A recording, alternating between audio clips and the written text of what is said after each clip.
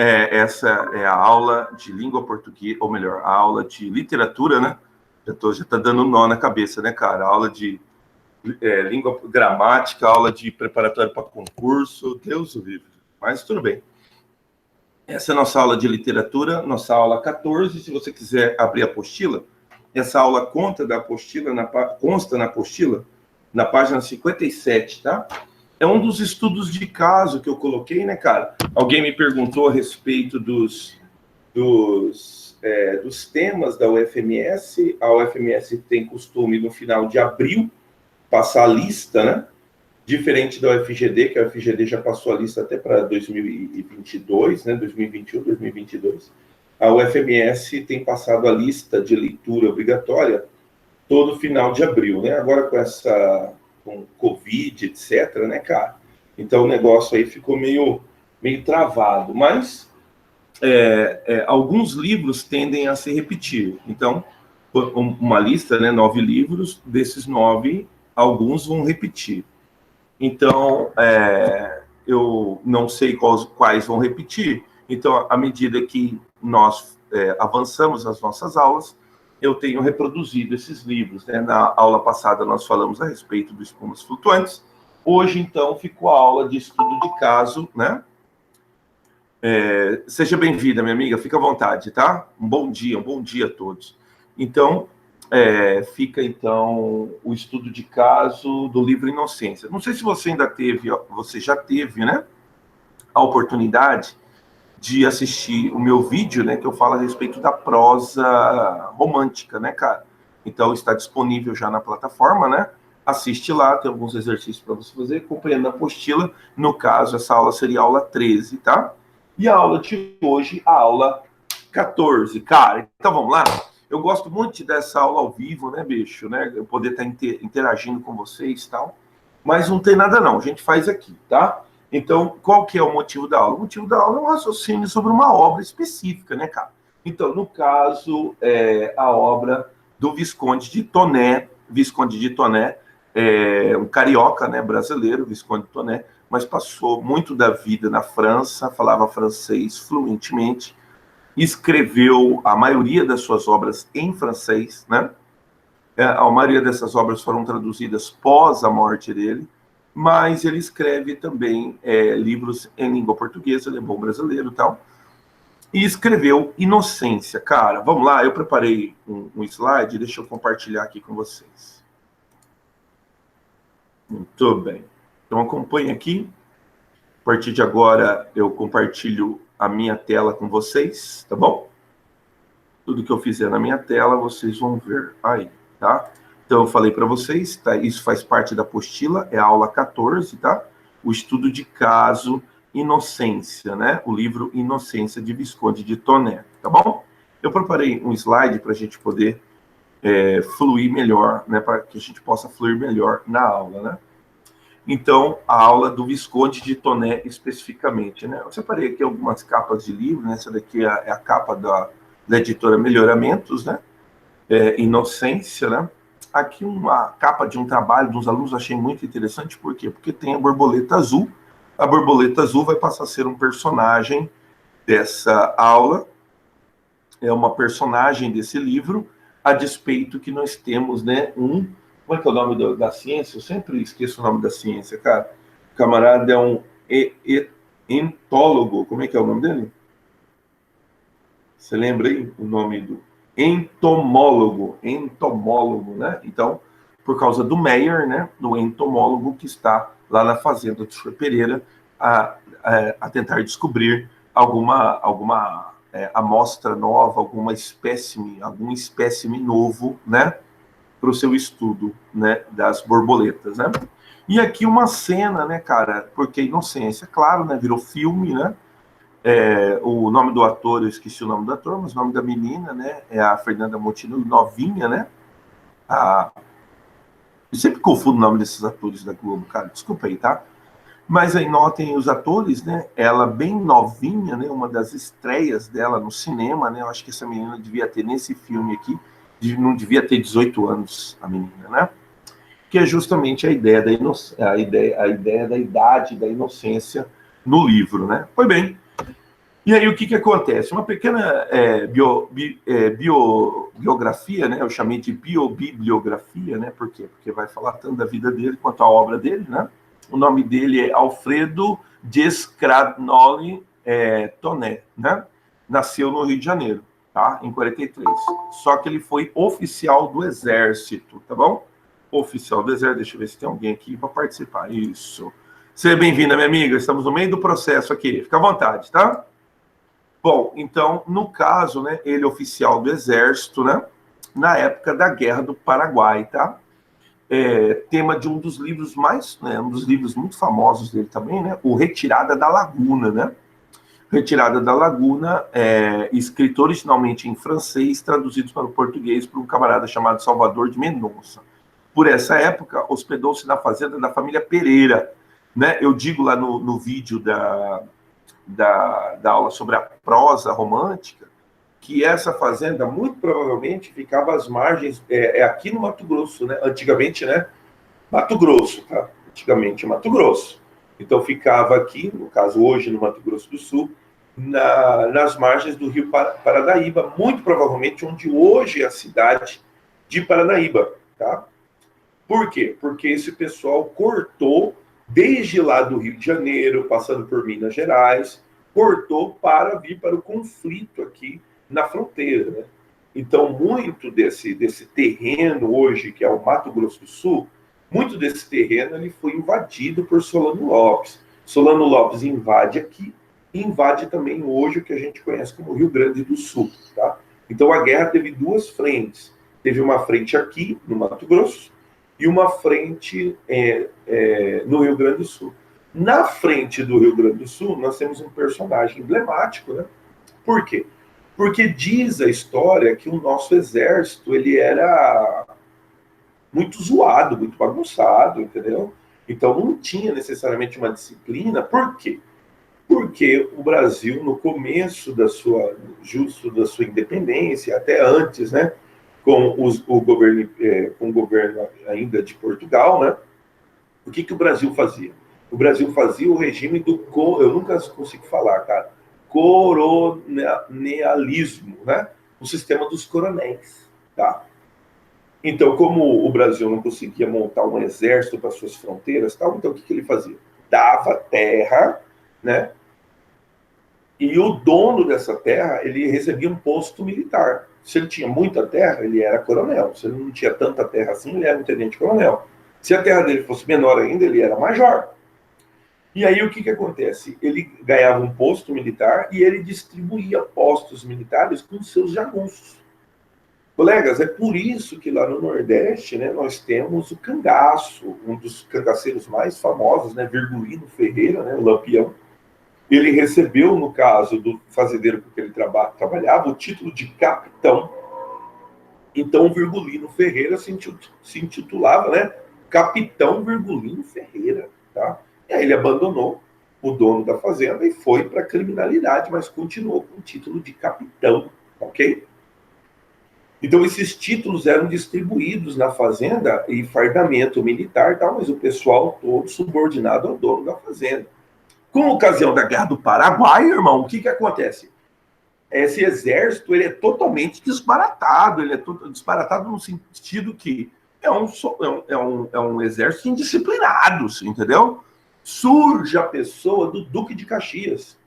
Duque de Caxias é que vai organizar um exército que era mais um grupo de cangaceiros, tinha muitos negros também no exército, né? Por quê? Porque para montar o exército teve que jurar que ia dar alforria pro cara, entendeu? Então muitos negros iam lutar. Então junta-se um exército ali, um povo, né? Tudo juntado. Aí vem Duque de Caxias, por isso que o Duque de Caxias é o patrono do exército. Essa frente aconteceu no Rio Grande do Sul. Duque de Caxias monta horários, monta o arranchamento, né, que é o elemento de refeição. O Duque de Caxias tira as prostitutas do meio deixa as prostitutas de um lado, porque as prostitutas viviam ali no meio do exército. Então faz um negócio disciplinado. Por isso que o Duque de Caxias é o patrono do exército. E aí o que acontece? O Visconde de Toné, como oficial do exército brasileiro, acompanha a campanha do Paraguai na frente do Mato Grosso. E aí tem toda a história, né, que o Solano Lopes invade aqui a região, né, a região de Antônio João. Perdão. Na região de Antônio João. Hoje é a cidade de Antônio João, claro, não chamava Antônio João. E aí nós temos a célebre história, né, da invasão do Solano Lopes, né, em que um oficial brasileiro, um tenente chamado Antônio João, estava com seu destacamento na fronteira do Paraguai, e ele recebe a notícia que Solano Lopes está atravessando com centenas e centenas de milhares de homens. Entendeu? E aí, o tenente Antônio João escreve a célebre carta. Fragmento dessa carta, a carta inteira está lá no mausoléu do Antônio João, lá na cidade de Antônio João, se um dia você quiser visitar, tá bom? Aqui no Mato Grosso do Sul. E também ali no Comando Militar do Oeste, tem ali uma plaquinha e tem um monumento para Antônio João. Na plaquinha tem um fragmento da carta, tem um histórico que conta sobre Antônio João e um fragmento da carta. O seguinte fragmento, o fragmento é assim, né? Antônio João vê que a tropa o exército paraguaio está chegando, como ele vê que é inevitável, né? Porque ele está ali com destacamento, são 9 homens, entendeu? É um pelotão. Então, não tem como, o pelotão dando um tiro na garrucha, pô, como é que ele vai segurar? Aí o que ele faz? Ele escreve uma carta, dá para um ajudante, né, para o adjunto dele, e fala para o adjunto dele correr e avisar. Na carta estava escrito: morro, e que minha morte, a morte dos meus companheiros, sirva como protesto solene contra a invasão do solo de minha pátria. Entendeu? Esse era o fragmento da carta de Antônio João. E aí o cavaleiro corre e avisa, porque Solano Lopes, né, tá entrando aqui no Mato Grosso do Sul. Isso desencadeia um movimento lá na capital, no Rio de Janeiro, e as tropas vêm descendo, passa por Rio de Janeiro, passa por Minas Gerais, e aí eles atravessam o Rio Paranaíba ali na margem, porque não sei se você já fez essa travessia, ali por Minas Gerais, ali em Paranaíba, tem uma ponte hoje, né? E você atravessa. Naquele tempo não tinha ponte, tá? Então era tudo barcaça improvisada.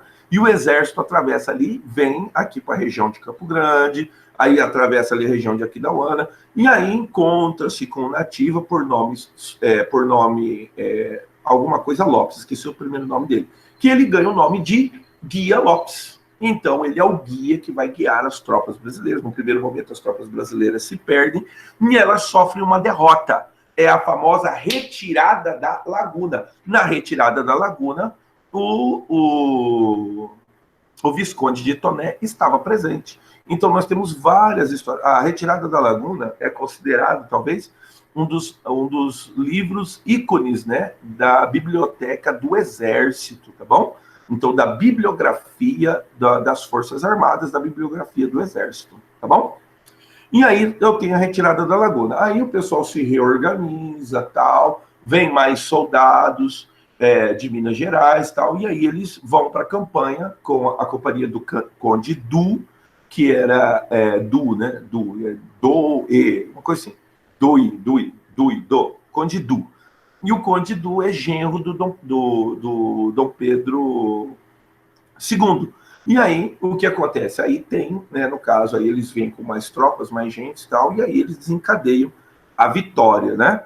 A vitória que era guerra sanguinária, entendeu? Era fuzil com baioneta, entende? Era negócio na ponta da faca. Inclusive, conta-se a história, agora você que vai fazer aqui a sua prova aqui no Mato Grosso do Sul, né?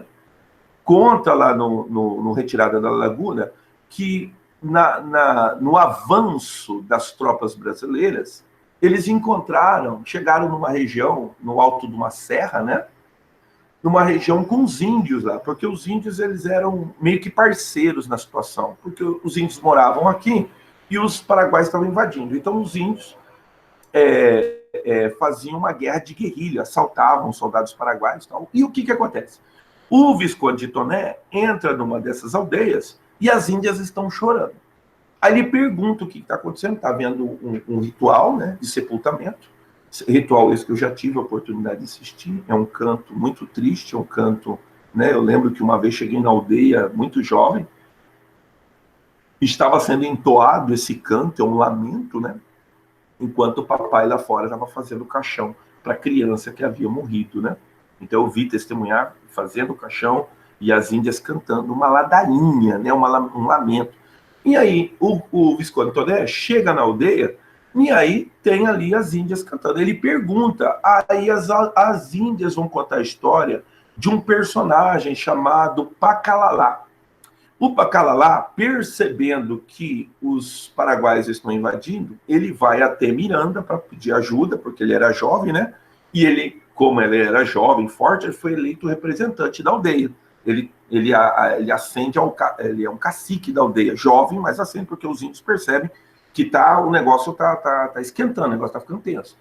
Chega lá em Miranda, já não tem mais ninguém. O pessoal já tinha vazado todo mundo. E tem várias histórias, não, de tesouro, né? Que o pessoal tinha os seus bens, e na hora que Solano Lopes estava invadindo, não tinha como carregar todo aquele troço, prataria e tal. Diz a lenda que na região de Aquidauana tem muita coisa enterrada, porque o pessoal enterrava e vazava. E na maioria das vezes, ou esse pessoal morria na trajetória, ou o próprio exército paraguaio os alcançava. E aí, mano, se perdeu, né? Diz a lenda que tem muita coisa escondida, né? Enterrada ali na região de Aquidauana, ali na região de Miranda e assim por diante. Quando o Pacalalá vê que não tem ninguém, ele consegue o auxílio de alguém ainda que está por lá, tal, entra na delegacia, pega o armamento, os caras foram embora, deixaram armamento. Pega armamento, pega munição e sobe para a aldeia. Lá na aldeia ele fica num lugar elevado e ele assalta os soldados paraguaios, porque eu não sei se você sabe, um exército ele não anda assim, todo mundo, vambora, todo mundo junto, não. Eles vão fazendo o quê? Pequenas excursões por pequenos destacamentos. Então vai um grupo de 20 homens, um grupo de 9 homens, e esses são os batedores. O Pacalalá atacava os batedores, esses grupos de 9, 20 homens, tal, cercava e atacava, né? Na floresta, né, cara? Se você já foi ali na região de Aquidauana, tal, você vê como é que é o negócio, é mata fechada, né? E aí, o que acontece? Ele atacava. Meus amigos, eu tive a oportunidade uma vez, deixa eu ver se tem alguém ali pedindo para entrar. Eu tive a oportunidade uma vez de visitar uma aldeia, tá? E nessa aldeia, os índios tinham encontrado... Opa, perguntas. Opa, que página que é? Página 57, meus amigos. Obrigado, Gregory, você ter avisado. Então, o que acontece? É que eu fico na tela aqui, eu não tenho acesso às perguntas de vocês, eu tenho que ficar voltando aqui. Qualquer coisa é só ligar o microfone, tá bom? Liga o microfone que para você fazer a pergunta, qual seja, tá bom? Fica à vontade, tá? Aí o que acontece? Cara, as índias começam a contar essa história, que Pacalalá, ele descia com guerra de guerrilha e cercava os índios paraguaios, roubava os índios paraguaios, cercavam os soldados paraguaios, roubava coturno, roubava munição, armamento e tal. A gente aqui no Brasil não ouviu falar do Pacalalá. O Pacalalá era famoso no exército paraguaio, porque ele era um camarada, um rapaz temido, entendeu? Então, o exército paraguaio conhecia muito o Pacalalá. Você vai para aquela região, cuidado com o Pacalalá. O Pacalalá é uma lenda entre os índios, entende? E aí, o que acontece? O Pacalalá foi fazendo essa guerra de guerrilha, até que um dia o negócio deu errado. Diz a lenda que ele estava, diz o relato, né, dessas índias que contaram para o Visconde de Toné, que o Pacalalá foi acompanhar algumas índias até a margem do Rio da Uana para elas, né, fazerem as suas atividades, e um destacamento viu. Travaram fogo, o Pacalalá defendeu as índias com fogo cruzado, mas só que ele foi atingido. Os índios conseguem salvar o Pacalalá, leva para a aldeia, mas só que lá o Pacalalá vem a falecer, entendeu? Quando o Visconde de Toné, o Conde Du, chega na aldeia, as índias estão sepultando o Pacalalá. E aí as índias contam essa história. Essa história está lá no livro A Retirada da Laguna, né? Então, o Visconde de Toné participou, como eu posso dizer, na íntegra da campanha da Guerra do Paraguai aqui no Mato Grosso do Sul, que antigamente não era Mato Grosso do Sul, né, colega? Ele era Mato Grosso, tá bom? Inclusive, meus amigos, Quando o exército brasileiro faz a retirada dele, já tem a vitória, ele vem andando por essas terras. E aí, para você, né, que vai fazer aqui no Mato Grosso do Sul, precisa saber sobre história regional. E aí conta a história que quando eles foram chegando lá em Minas, eles falaram, olha, tem muita terra até chegar ao Paraguai, cara. Até o Paraguai é muito longe. E é terra de ninguém. Foi quando o Antônio José Pereira fica sabendo, coloca uns funcionários, uma junta de boi, num carro de boi e sai lá de Minas Gerais, na cidade... Como é que é o nome da cidade? Não é Montes Claros, é outra cidade. Sai lá da cidade de Minas Gerais, vem atravessando. Meus amigos, eu vou fazer uma pergunta para você. Você já fez de carro de... Hoje tem uma rodovia lá, tá? De Água Clara até Paranaíba? Você já fez de carro, velho? Daqui até lá? Irmão, não importa o que você faça, velho. São 4 horas de absolutamente nada. Sabe que é nada. Então, por exemplo, você viaja pelo interior de São Paulo, né? Você viaja a cada 10 metros, é uma cidadezinha, né, velho?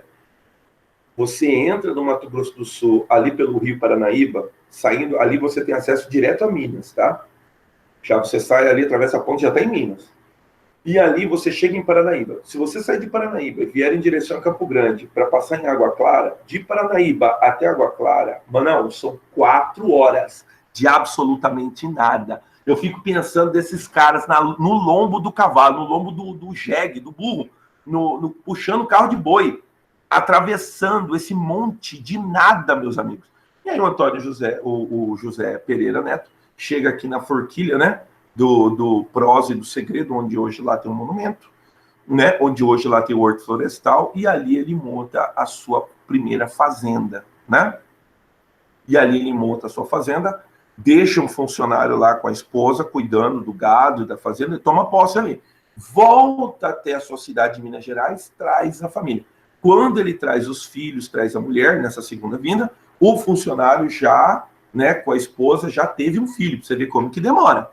O funcionário, a esposa do funcionário já teve um filho, e ali supostamente dizem que foi o primeiro campograndense nascer, e assim nasce, né, no Arraial de Santo Antônio, mais tarde vai virar a cidade de Campo Grande. Então, o Visconde de Toné está intrinsecamente ligado com esse estado, né?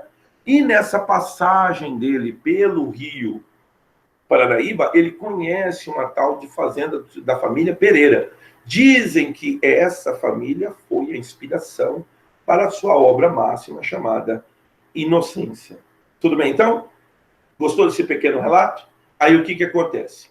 Ele, né, sai do exército, né, vai para a vida pública, se torna senador. Com a proclamação da República, ele se afasta do cenário, porque ele era monarquista, se afasta do cenário e morre em 1899. Né? Ele foi romancista, teatrólogo, filólogo e crítico literário e teatral. Né?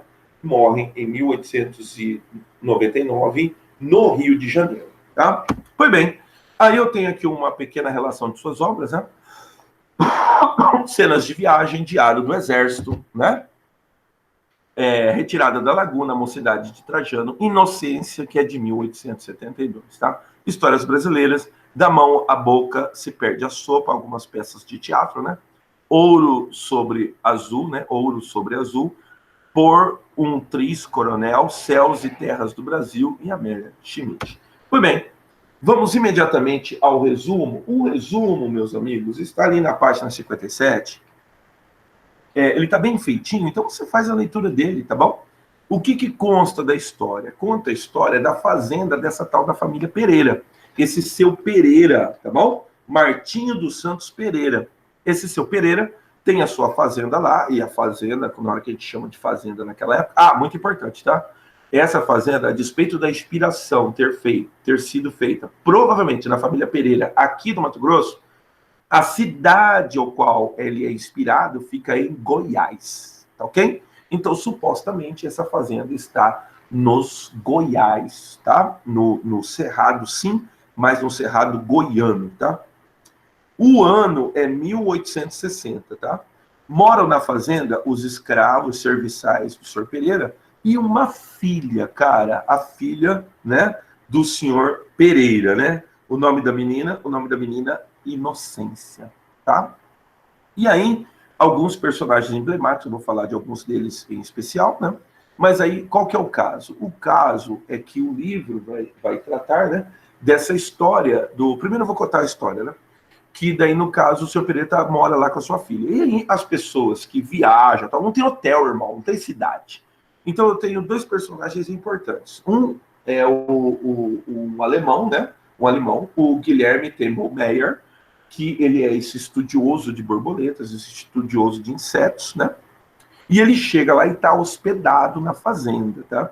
Ele está hospedado lá e o seu Pereira, né, recebe ele na fazenda para ele desenvolver o seu trabalho, né? Logo a gente vai ter um embate, por quê? Porque o seu Pereira, ele é um elemento, né, do sertão brasileiro, e o Meyer, ele é um camarada da capital, então ele né, ou melhor, ele é um camarada europeu, ele tem uma mentalidade europeia, né? Então é um erudito. E nesse meio tempo, o que acontece? A Inocência tem uma febre alta, né? A menina tem uma febre e tal. Ela tem um serviçal, um anãozinho, um negrinho, um escravo, que ele é mudo. E aí o que acontece? Ele, né, tal, ligeiro, rápido, tal, ele tenta procurar alguma solução, tal, e ele fica sabendo que está passando por ali, pela região, alguém que alguém intitula como doutor, né, o menino Cirilo, que na verdade não é doutor. Ele estudou farmácia, né, em Minas Gerais, e ele passa pelas cidades, tal, medicando as pessoas, tal, né? Naquele tempo, já ouviu a frase? Em terra de cego, quem tem um olho, irmão, é rei, entendeu? Então ele ganhou o título de doutor, né? Então ele não é formado, mas ele sai medicando o pessoal de cego. Ele é levado até a Inocência, vê a Inocência lá, se apaixona por Inocência, né? E a Inocência se apaixona por ele, porque é um menino jovem, um menino, né, apessoado, entendeu? Eu gosto de brincar nesse sentido, né? Você que, por exemplo, eu sei que tem algumas pessoas mais velhas, tal, mas você é adolescente, né, cara? Aí o que acontece? Tem gente que brinca, respeito, tá gostando nada, tá mandando. Eu respeito muito, sabe? O sentimento de um adolescente, cara. Por quê? Porque eu me apaixonei pela minha esposa, eu tinha 17 anos, cara. Então eu comecei a namorar minha esposa com 17 anos, eu tô casado com ela até hoje, entendeu? Então eu contei pro meu pai que eu tava apaixonado, meu pai não deu a mínima, entendeu? Mas hoje meu filho não tem 18 anos, meu filho também tem 17, ele contou para mim que ele tá apaixonado. O que eu falei para ele? Falei para ele, meu filho, eu não subestimo isso, né? Porque eu me apaixonei com 17 anos, né? E aí eu tenho um casal personagem no livro que a gente não pode brincar com esse sentimento. Eles, né, se confessam um para o outro. Só que tem um problema. O Pereira já tem agendado o casamento da Inocência, né? Com quem que ele tem agendado o casamento da Inocência? Com um tal chamado Manecão, um ser bruto, né, barrigudo, né? Tem um filme, tem uma montagem de um filme, o Manecão não é tão, né, vamos dizer assim, feio, mas o livro pinta ele como um cara bem mais velho, barrigudão, entendeu? Já tem o casamento acertado, jurado. Quando desse tal idade, o Manecão viria para casar com a filha. A palavra está empenhada. Vê, nós temos esse embate no livro, é aí que eu quero chegar. O livro é um embate dessa suposta ignorância do pai, mas nessa ignorância o pai tem uma determinada, não é determinada, mas o pai é uma pessoa honrada, uma pessoa que morreria pela palavra dele empenhada. Pois bem, aí o que acontece? O livro se desenrola nesses encontros amorosos que são feitos no Laranjais, né? Só que daí o doutor Cirino, ele sabe, fica sabendo que ela tem um casamento agendado. Só que há uma esperança, ela dá uma esperança para ele, que ela tem um padrinho, tá? O padrinho é um fazendeiro, tá? O chamado Antônio Cesário. Então, o Cirino tem uma esperança que ele vai até o Antônio Cesário para convencer o Antônio Cesário a falar com o senhor Pereira para tentar desfazer o negócio. E ele sai à procura. Quando ele sai à procura, a Inocência briga com o pai, diz que não vai casar. Para o seu Pereira, aquilo ali é o fim do mundo. Só que o Pereira acha que é o Meyer, porque o Meyer é loirão, é europeu, entendeu? Então ele acha que é o Meyer, o caçador de borboletas, entendeu? E aí ele fala pro Meyer que se ele tá se intrometendo com a filha dele, que ele vai matar. O Meyer não dá a mínima pra ele, acho que tem que matar, que você tá louco. Por quê? Porque o europeu ele não conhece o costume aqui, entendeu? O Pereira fica doido. Aí o que acontece? Vem um manecão. Quando o manecão chega, o Pereira fala, ó, seguinte, a menina tá de pá virada com alguém. Eu desconfio que seja o fulano de tal. O Meyer. E aí, cara, o manecão fala assim, ó, a gente vai ter que limpar a nossa honra, então. E o manecão propõe, o Pereira propõe ao manecão, ou você ou eu mato. O manecão falou, não, pode deixar que eu mato. E o manecão sai atrás do Pereira. Para ir atrás do... Sai atrás do Pereira, sai atrás do Meyer. Para ir atrás do Meyer, o manecão leva o Tico, o anãozinho negrinho. Quando ele está a caminho, né? Porque ele fala assim, ó, me ajuda e tal, né? E ele sai procurando e tal. Quando ele encontra o Meyer, ele vai matar o Meyer. Só que o Tico fala assim, não, né? Fala, né? O Tico não fala, ele é mudo. Aí o Tico faz o sinal e tal, fala assim, não. Aí ele faz um sinalzinho assim, ó. Tipo assim, é o doutor, é o médico. Aí o manecão sai ao encontro do Cirilo. Só que o Cirilo tem encontro marcado, porque o padrinho da inocência, o senhor Antônio Cesário, ele fala para ele assim, ó, eu vou pensar a respeito e eu vou te dar a resposta. Só que nesse meio de caminho de dar a resposta, o manecão encontra o Cirilo. E aí ele pergunta, tem uma cena emblemática no filme, o filme é muito bem montado, tá?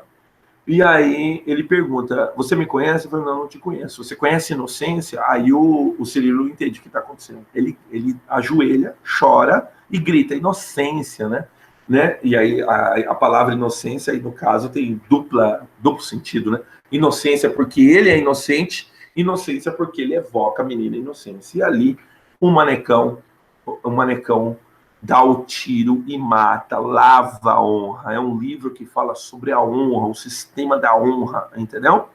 Só que lá a inocência está piora da sua febre, que ela tem uma febre constante, um mal constante, sabe lá Deus o que é aquele lá, né? A menina frágil e a menina morre por lá. Então, veja bem, eu tenho uma crítica feita, eu coloquei o site do UOL e acabei esquecendo de colocar o professor que fez a crítica. Vou fazer injustiça com o professor.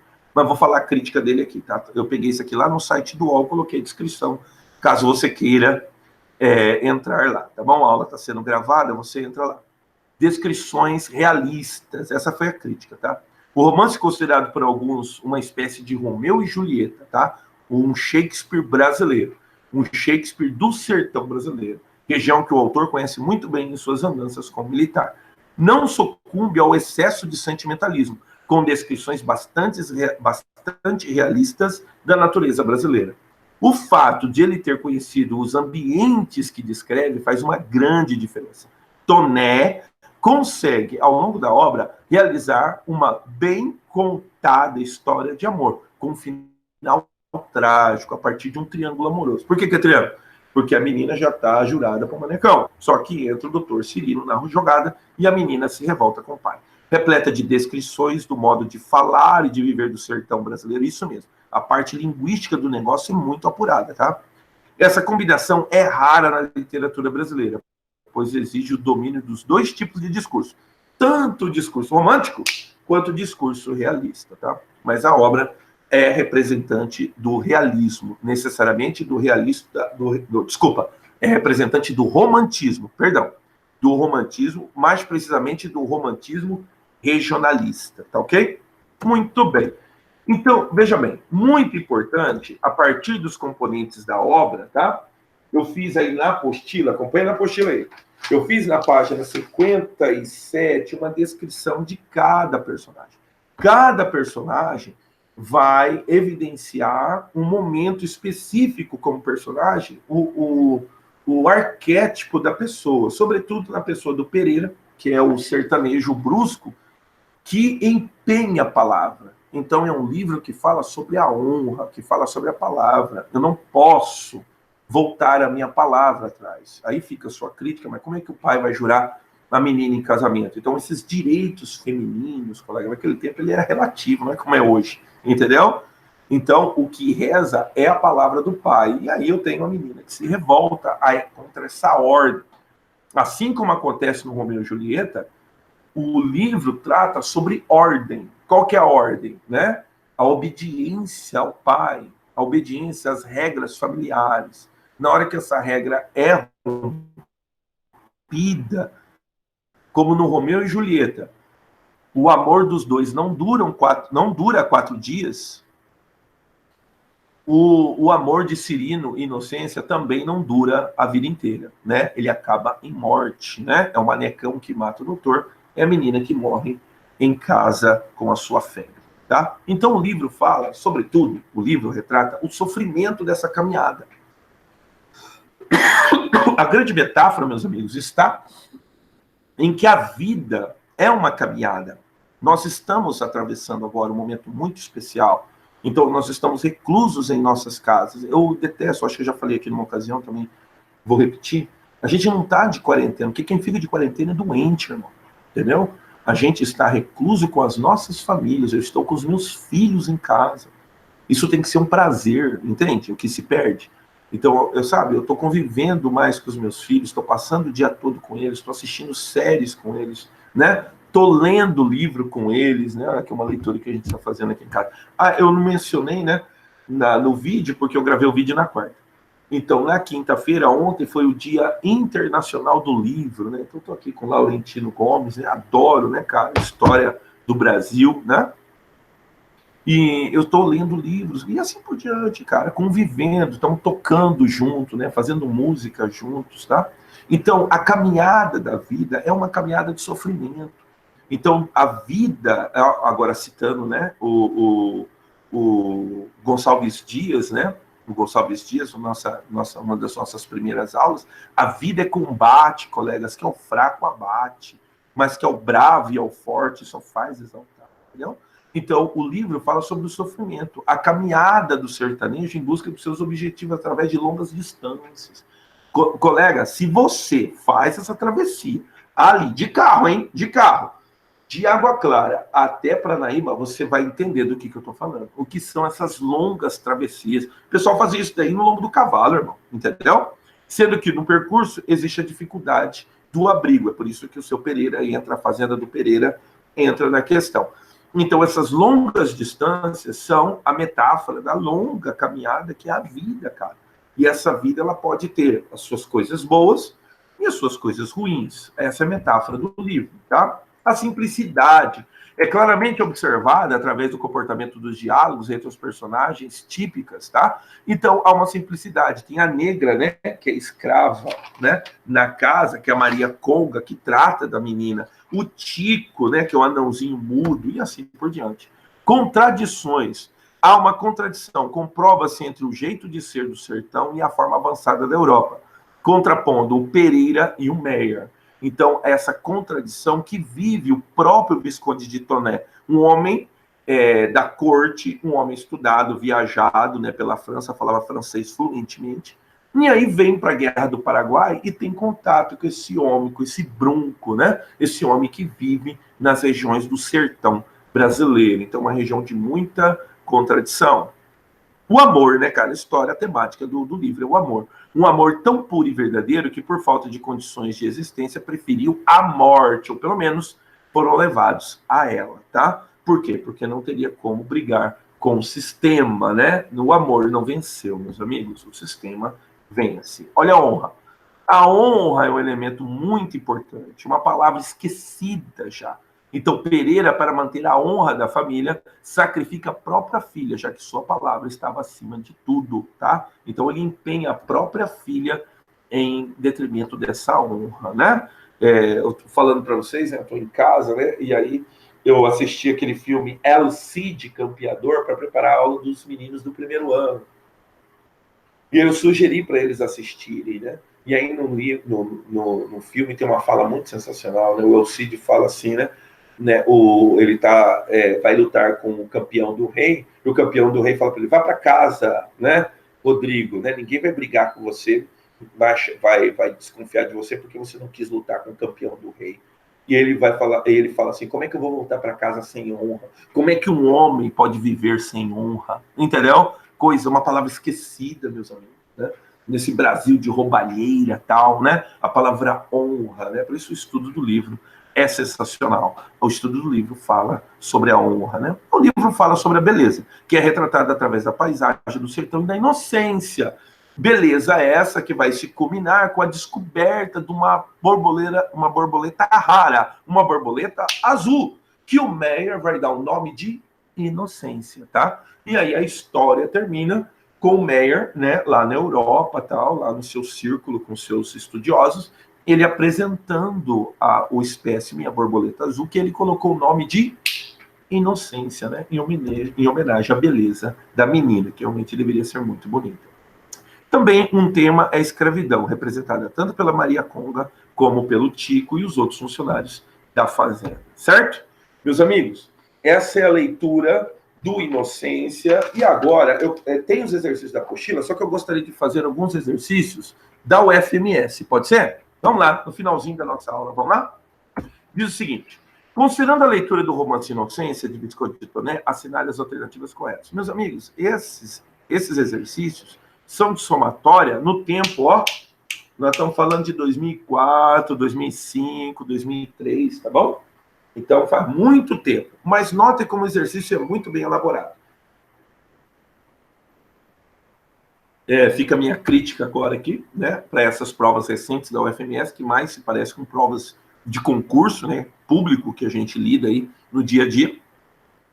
Diferente, né, dessa prova aqui, que foi uma prova de literatura, né? Um primor de prova, né? Vamos tentar? Faz aí comigo, cara. Ó, as descrições da natureza, típica do Cerrado brasileiro, palco do amor, né? De Inocência e Meyer. Aí, ó, já tá errado. Não é Inocência e Meyer, é Inocência e Serino. Misturam-se cenas da Guerra do Paraguai. Não tem Guerra do Paraguai, irmão. Porque a Guerra do Paraguai fica para outro livro do Visconde de Toné, que é a Retirada da Laguna. Não tem nada a ver. Conflito que traz a cena do romance do soldado. Cirino não é soldado, irmão. Tá tudo errado. Que se apaixona pela sertaneja, tentando tirá-la dos braços do seu amado. Não tem nada a ver, tá bom? Tá tudo errado. 2. Apesar do afeto que Pereira sente pela filha, ela é motivo de constante preocupação para o pai, uma vez que, por obra de qualquer descuido, pode pôr a perder a honra familiar. Aliás, uma opinião estendível a outras mulheres em idade casadoura. Segundo Pereira, meu Deus, mulheres em casa é uma coisa de meter medo. São redomas de vidro que tudo pode quebrar, né? Quem que pode quebrar? A honra da família. A pessoa, essa menina engravida, irmão, a honra da família foi pro pau, foi pro beleléu. A número 2 está correta, tá bom? Olha o 4. Durante o almoço, Pereira enaltece a fartura do Brasil, tá? Ao ouvir de Meyer notícias sobre a morte de pessoas à míngua durante o inverno europeu. Essa exaltação dos recursos alimentares do Brasil, sinônimo dos recursos naturais do Brasil, é um reflexo da busca, tá? E aclamação dos elementos constitutivos de uma nação brasileira, independente do jugo da metrópole portuguesa, porque nós já temos um Brasil independente, tá? E aí, o Brasil que reflete, né, esse Brasil ideal fanista com a sua riqueza, e realmente o é, meus amigos. Meus amigos, vocês já tiveram a oportunidade de visitar uma fazenda? Eu, no caso, né, já visitei várias aldeias. Então eu lembro bem de uma tia minha contando, né, que o filhinho deles, né, o meu primo, veio aqui para Campo Grande. Aqui em Campo Grande, camarada formado, né, cara? Não vou falar, porque senão, né, vai que, né, não é o caso, tá? Mas ele é formado, tá? Formado, mas estava trabalhando aqui em Campo Grande de lavador de prato, em restaurante, limpando o restaurante, entendeu? Porque ele queria viver em Campo Grande com a família, tá? Aí a tia falou assim pra mim: Gessé, conversa com ele. Aqui, por exemplo, a gente não é rico. Eles não são mesmo, cara, entendeu? Só que tem a manga, ele tem um pé de manga, faz um suco de manga. Eu tava tomando um suco de manga delicioso, suco de manga batido. Então, veja bem, a vida no campo, ela é uma vida de fartura. Então tem queijo, tem leite. Mas não, você já tomou um leite de fazenda, irmão? Irmão, não tem nada a ver com esse leite de caixinha que a gente toma, velho. É um creme de leite, irmão. Ah, vá pra trabalhar. Entendeu? Então, há uma conversa, assim, na hora do almoço, onde o Meyer está fascinado com tanta comida, com tanta coisa, com tanta fartura. E ele fala, né, de europeus morrendo à míngua durante o inverno europeu. Então, há esse contraste, né, desse Brasil que é tido como ignorante, que esse Pereira supostamente é um ignorante, contudo, mora no Brasil de riqueza sem fim, né? Sinônimo, né, da riqueza dos recursos naturais. Essa quarta é correta. De acordo com a narrativa, perdão, são ressaltados aspectos pitorescos do sertão brasileiro, em contraste com a vida na corte. Não, já começa a desgrunguelar, tá? Mais precisamente o Rio de Janeiro, sob a influência das culturas europeias, em especial a francesa. Essa comparação visa demonstrar a superioridade do modo de vida da corte e a pobreza e a ignorância do sertão. Não, muito pelo contrário. Esse contraste está justamente em que a corte se julga tão elevada, mas ela não é tão rica como o homem do campo, né? Como a vida no campo. Então, esses são alguns aspectos do livro, tá? Então, está correta a questão 2, né? Está correta a questão 4. Fazendo a somatória, eu tenho 6. Eu tenho mais um, tá? Podemos? Depois, qualquer coisa, isso vai ficar gravado, aí você printa a tela, tá? E dá uma olhadinha com calma nos exercícios. Os exercícios não constam da apostila, tá? Diz lá. Sobre o romance Inocência de Visconde de Pioné, é correto afirmar que o pitoresco da paisagem sertaneja recebe especial atenção do narrador. Os elementos da natureza são descritos minuciosamente, inclusive através dos nomes científicos em notas de rodapé, como também as relações do homem com essa mesma natureza. Correto, tá, meus amigos? Então, o Visconde de Toné faz um trabalho sensacional na obra, tá? 2. É um romance regionalista. Correto, tá? Então, o romance, né, o romantismo regionalista, ele é o pai desse regionalismo que vai aflorar durante o modernismo, tá? De tendência sertanista, cuja linguagem possui os elementos necessários para a descrição da paisagem do interior brasileiro, além de explorar o conflito amoroso próprio da vertente romântica, que no caso, o amor do Cirilo pela menina. Correto. Olha o 4. A austeridade do pai de Inocência é quebrada pela intensidade do amor que a filha devota a Cirilo, levando a acobertar a fuga dos amantes da ilha do Manecão. Ninguém fugiu, mas não. Menina morre em casa e o Cirilo morre, né, é assassinado pelo Manecão. A 4 é errada. 8. Tico, o anão que vigia Inocência o tempo todo, é um dos tipos humanos descritos por Toné, que dá à narrativa esse colorido especial. Correto. Então, o Tico, ele é esse personagem, né, que é meio escravo, meio amigo, meio irmão, meio guardião, tá bom? Muito bem. É como se fosse a Branca de Neve e os seus anõezinhos. Então, só é um anãozinho só, que é o Tico. 16. Inocência é a noiva de Manecão, por promessa do seu pai Pereira. A jovem, no entanto, apaixona-se por Cirino, que numa espécie de curandeiro ambulante que tenta salvá-la da febre. Correto, tá bom? Então, estão corretas a 1, está correta a 2, está correta a 8, está correta a 16. Fazendo a soma, dá tudo 27. Fechou? Meus amigos, a hora é avançada, eu sei que vocês têm outra aula agora, tá? Estou no limiar do meu tempo, tá bom? Primeiro eu quero perguntar, alguma pergunta, alguma questão? Se não, põe aí na mensagem um ok para o professor GC saber que está todo mundo acordado, tá bom?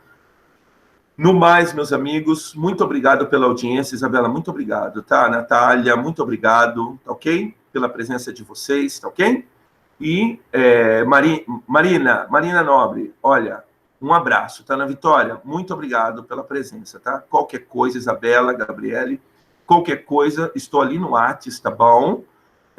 E boa aula, eu estou sabendo que o professor vai começar a aula agora. Mariana, muito obrigado pela sua presença, tá ok? Um abraço a todos e até a próxima, tá ok? Um abraço.